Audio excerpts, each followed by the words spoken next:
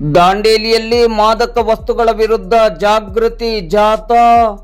ಯುವ ಪೀಳಿಗೆಯನ್ನು ಮಾದಕ ವಸ್ತುಗಳ ಚಟದಿಂದ ರಕ್ಷಿಸುವ ಮತ್ತು ಮಾದಕ ವಸ್ತುಗಳ ಸೇವನೆ ಹಾಗೂ ಮಾರಾಟದ ವಿರುದ್ಧ ಜಾಗೃತಿ ಮೂಡಿಸುವ ಉದ್ದೇಶದಿಂದ ದಾಂಡೇಲಿ ನಗರ ಪೊಲೀಸ್ ಠಾಣೆಯ ನೇತೃತ್ವದಲ್ಲಿ ಮತ್ತು ಬಂಗೂರು ನಗರ ಪದವಿ ಮಹಾವಿದ್ಯಾಲಯದ ಸಹಭಾಗಿತ್ವದಲ್ಲಿ ಜನಜಾಗೃತಿ ಜಾಥಾವನ್ನು ಇಂದು ಬುಧವಾರ ಬೆಳಗ್ಗೆ 11 ಗಂಟೆ ಸುಮಾರಿಗೆ ಆಯೋಜಿಸಲಾಗಿತ್ತು. ಕಾರ್ಯಕ್ರಮಕ್ಕೆ ಡಿವೈಎಸ್ಪಿ ಶಿವಾನಂದ ಮದರಕಂಡಿ ಅವರು ಬಂಗೂರು ನಗರ ಪದವಿ ಮಹಾವಿದ್ಯಾಲಯದ ಆವರಣದಲ್ಲಿ ಹಸಿರು ನಿಶಾನೆಯನ್ನು ತೋರಿಸಿ ಚಾಲನೆಯನ್ನು ನೀಡಿದರು.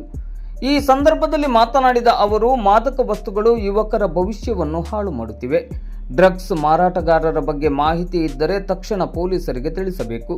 ವಿದ್ಯಾರ್ಥಿಗಳು ಶಿಸ್ತು ಮತ್ತು ಕಾನೂನನ್ನು ಪಾಲಿಸಬೇಕೆಂದು ಕರೆ ನೀಡಿದರು.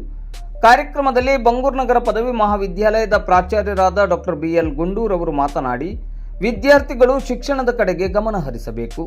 ಮಾದಕ ವಸ್ತುಗಳ ದುಷ್ಪರಿಣಾಮಗಳ ಬಗ್ಗೆ ಪ್ರತಿ ಮನೆಯಲ್ಲೂ ಚರ್ಚೆಯಾಗಬೇಕು ಎಂದು ಹೇಳಿದರು. ಸಿಪಿಐ ಶಿವಾನಂದ ಅಂಬಿಗೇರ್ ಅವರು, ಮಾದಕ ವಸ್ತುಗಳ ಮಾರಾಟ ಮಾಡುವವರ ವಿರುದ್ಧ ಕಠಿಣ ಕಾನೂನು ಕ್ರಮವನ್ನು ಕೈಗೊಳ್ಳಲಾಗುವುದು. ವಿದ್ಯಾರ್ಥಿಗಳು ತಮ್ಮ ಸ್ನೇಹಿತರನ್ನು, ಆಪ್ತರನ್ನು ಹಾಗೂ ನೆರೆಹೊರೆಯವರನ್ನು ಈ ಚಟದಿಂದ ದೂರ ಇರಿಸುವ ಜವಾಬ್ದಾರಿಯನ್ನು ಹೊಂದಿದ್ದಾರೆ ಎಂದು ತಿಳಿಸಿದರು.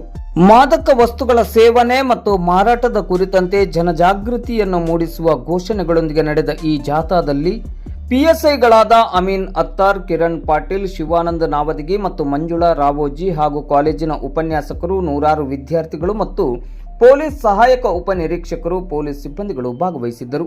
ಈ ಜಾಗೃತಿ ಜಾಥಾವು ಕಾಲೇಜಿನಿಂದ ಪ್ರಾರಂಭವಾಗಿ ಪ್ರಮುಖ ರಸ್ತೆಗಳಲ್ಲಿ ಸಂಚರಿಸಿ ಸಾರ್ವಜನಿಕರಲ್ಲಿ ಅರಿವನ್ನು ಮೂಡಿಸಿತು. ಕಾರ್ಯಕ್ರಮದ ಯಶಸ್ಸಿಗೆ ನಗರ ಪೊಲೀಸ್ ಠಾಣೆಯ ಅಧಿಕಾರಿಗಳು, ಸಿಬ್ಬಂದಿಗಳು ಮತ್ತು ಕಾಲೇಜಿನ ಸಿಬ್ಬಂದಿಗಳು ಸಹಕರಿಸಿದರು.